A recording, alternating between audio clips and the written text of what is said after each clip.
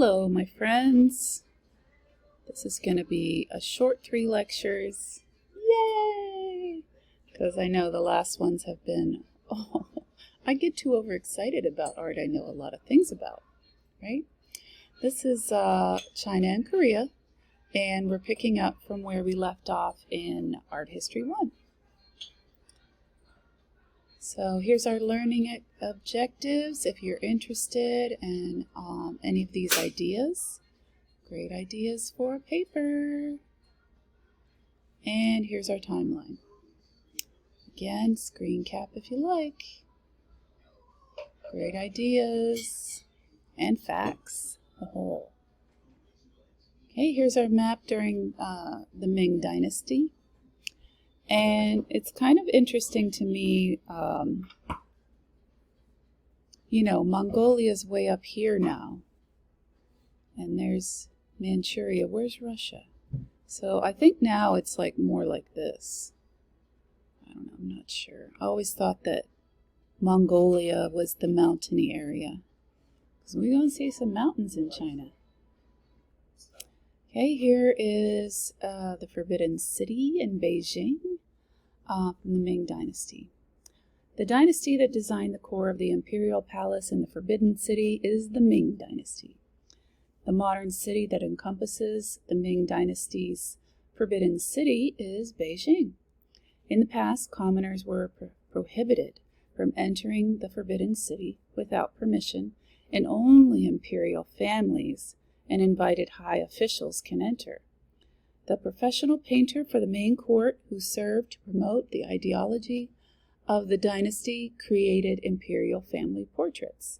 So kind of like back to, our kings and queens and, when they have a court painter and does just whatever the royal family wants. Okay, here's the southern entrance, the Noon Gate. Isn't that Chairman Mao?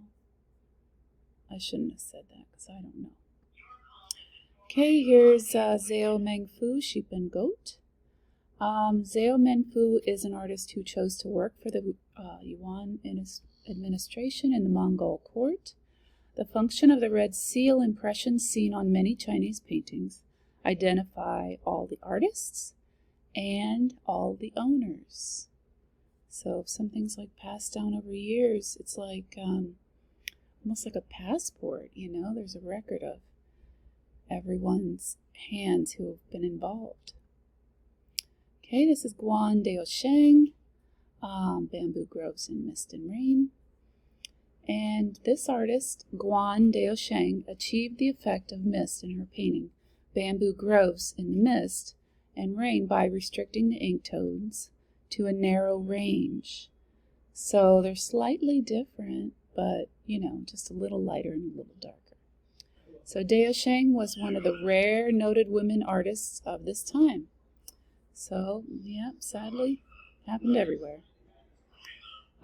This is the Wu Zhen, Stalks of Bamboo by a Rock. This is a hanging scroll. The Yuan painter who created Stalks of Bamboo by a Rock is Wu Shen, notable. During the Yuan dynasty, paintings of bamboo were favored. So people just like that subject. Okay, here's Huang Gongwang, dwelling in the Fuchun Mountains. Huang Gongwang was the artist who attached an explanatory inscription to his scroll, indicating the sequence of its creation. So this painting by Huang Gongwang was produced during the Yuan dynasty. So those are things to remember.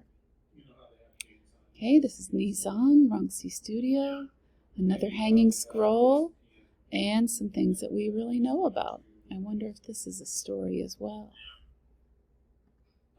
Okay, here's very important porcelain vases. The title that has been given to these early examples of cobalt blue porcelain is David vases. The color scheme of the Yuan temple vases is blue and white. The phoenix may represent the yin the principal characteristic of passive feminine energy. I don't think feminine energy is necessarily passive, but they wanted to say that. A dragon may represent the yang, which is the principal characteristic, characterizing active masculine energy.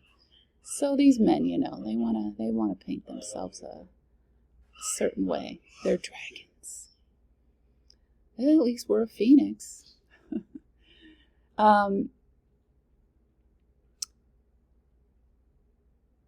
To create porcelain objects, Chinese potters used kaolin clay. So kaolin clay is still used today to create porcelain.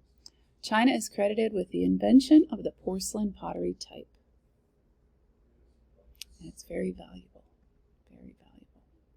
This is the Phoenix Pavilion. We already know a little bit about the phoenix and what that represented. Here we have the Hall of Supreme Harmony. The building that was the focus of the north-south axis of the Forbidden City is the Hall of Supreme Harmony. So, like just a position on the map, kind of like, started all the way back in Mesopotamia. Here is the throne room in the Hall of Supreme Harmony, which is in the Forbidden City. So only those imperial people and higher officials, I wonder why they brought them in, right? But only those people could view this room or ever enter it. Wang Shi Wan, the garden of the master of the fishing nets, is from the Ming Dynasty. It's in Suzhou. The style of this garden was meant to look unplanned to encourage meditation. So you're just kind of, enjoying the scenery, but not focusing on it too much that it hampers your meditation. Okay, Guanyang, this is cloud-crowned peak. Guanyang Peak, or cloud-crowned. It's a rock formation in the Lingering Garden. This rock formation, known as Guanyang Peak, or cloud-crowned, is in Lingering Garden, Suzhou. The garden design that does not conform to the Chinese aesthetic is geometric layouts of flowers. So I guess they just never put them in a geometric layout. This is a table with drawers from the Ming Dynasty. Can you believe it's that old? So red lacquer on a wood core. The material that covers this Ming period table is lacquer. And we had talked about that in Art History 1, lacquered objects. Shangzi, Guan Yu captures General Pang De from the Ming Dynasty. It's a hanging scroll. The painter focused his attention on his human subjects in his painting. Guan Yu captures General Pang De by adding color. So notice the background is just kind of dull, and then the people are dressed very vibrantly. Guan Yu, a famed general of the Wei Dynasty and the fictional hero of the novel The Romance of the Three Kingdoms, was loyal to his emperor. The Ming court painter, who specialized in the depiction of historical exemplars, as did Yang Liben's much earlier 13 emperors from the Tang Dynasty, was Shangzi, this guy. Okay, here we have Shenzhou, lofty Mount Lu. Another hanging scroll. The title of this Ming Dynasty hanging scroll is Lofty Mount Zu. The free and expressive style of the Southern School would define the style of artist Shenzhou, who painted lofty Mount Lu and indicated the size of the mountain by sketching a small figure at the bottom. This just reminds me of, we're headed into Mongolia, I'm sure of it, because, it's so cold up there where Kublai Khan lived and, they dressed warm. The painting style that was freer and more expressive belonged to the Southern School. The most prestigious artistic subject during the Ming Dynasty was the landscape. And the last native Chinese dynasty was the Ming. Good to know. Okay, here's another Shen Zhao, poet on a mountaintop. And Don Qichang, dwelling in the Qinbian Mountains. The artist of this Ming Dynasty hanging scroll is Dong Qichang.